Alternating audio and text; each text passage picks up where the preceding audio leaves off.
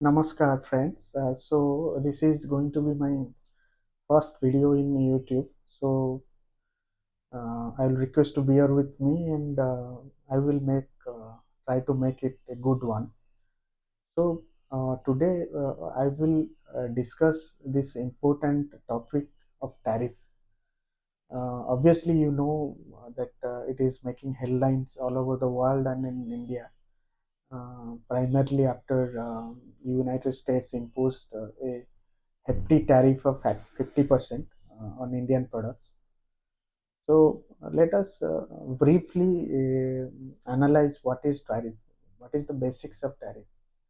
So tariff is basically a revenue stream for any government, and it is imposed on the foreign goods.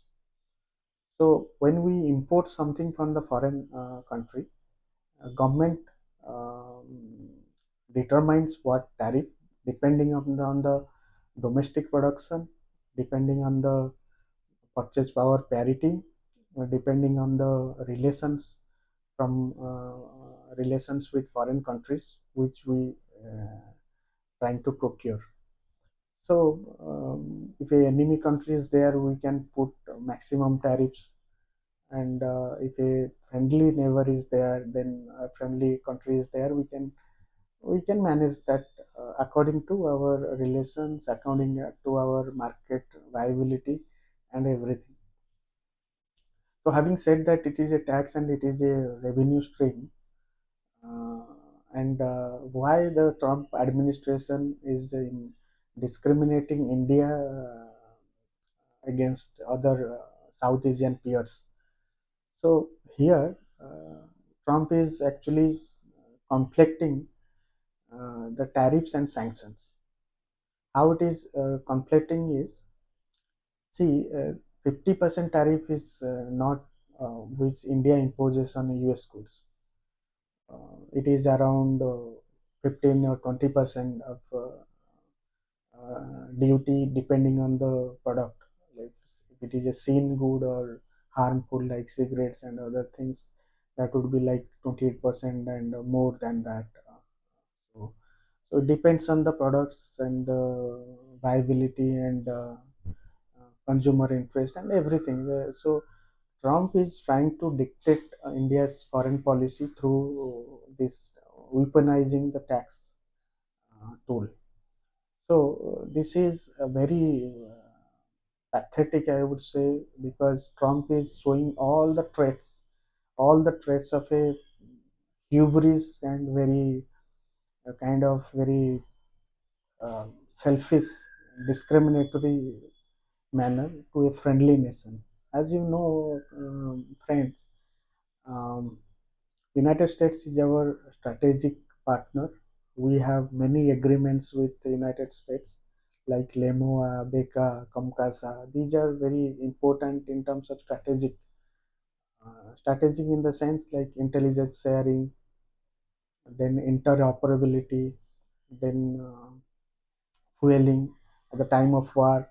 These agreements exist between both the great nations, and it was conceived that India-US relation would be the defining relationship of this century. Because as you know that United States is trying to contain China, and they want a counterbalance in Indo-Pacific. So who is best? I mean, India.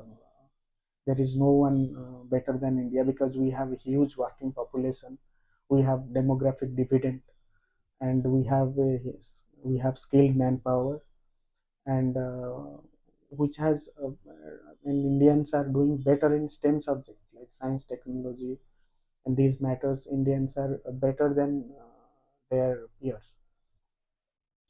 So and also with a huge population which is Anglistic. I mean, they can speak English at least to convey their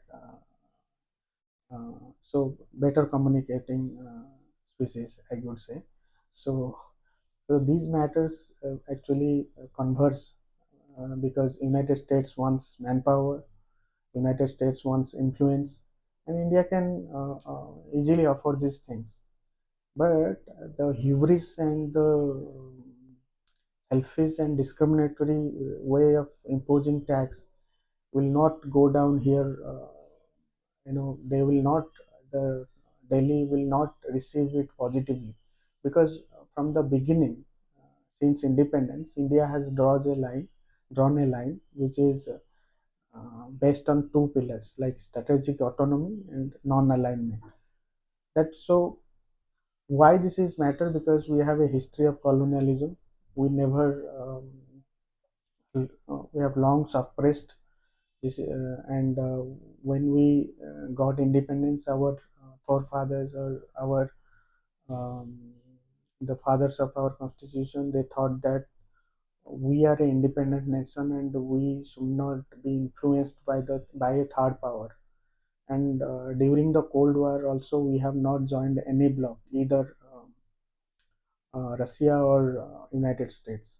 And that was the policy since we have been following since independence. So this is a very complicated matter for Delhi now to solve this, because these sectors which are imposed with hefty tariffs, they employ millions of workers. Textiles, apparel, and shrimp farming. According to some estimates, that 40 billions of dollar shipment will affect, products will be affected from these tariffs. And it is certainly not anybody's interest. There is a shared values, shared interest, but this mercurial policy from President Trump is going to harm both the nations.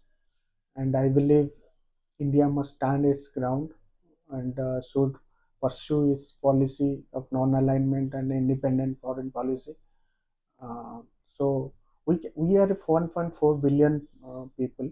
We have our own civilizational history, and we can make it. I mean, if today the United States is trying to push us towards China, then fine.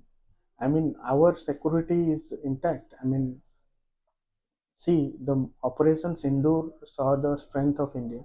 I don't worry about Chinese transgression, because China knows that India is not a speck in the in a or a island which he can threaten. So our security has been indigenized from last 14 years, and 60% of our spare parts, ammunitions, and everything we are producing here. So we are almost self-sufficient, and our missile program one of the best in the world, and we can sustain this pressure as long as Trump administration is there in the White House. So hope for the good, and it is not a good time in India's foreign policy. So we have to take a strategic decision while we will develop better relations with China and de-escalate. So it will give us some room to navigate in this difficult juncture.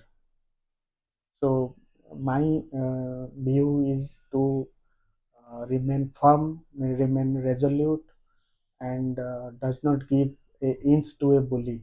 As Chinese uh, ambassador said that if you give a inch to a bully, he will ask a mile. So we have to be careful while navigating this disastrous situation. And at the same time, we have to reform our home. We have to unite, forget about the communalism and communal matters. As Indians, we have to unite ourselves, and we have to show a strong resolve, whatever is exerted by the US or other powers. We are going to be a great nation in future, and I say all the best to all of my viewers who are going to bear me for this 9 or 10 minutes. Thank you. Jai Hind.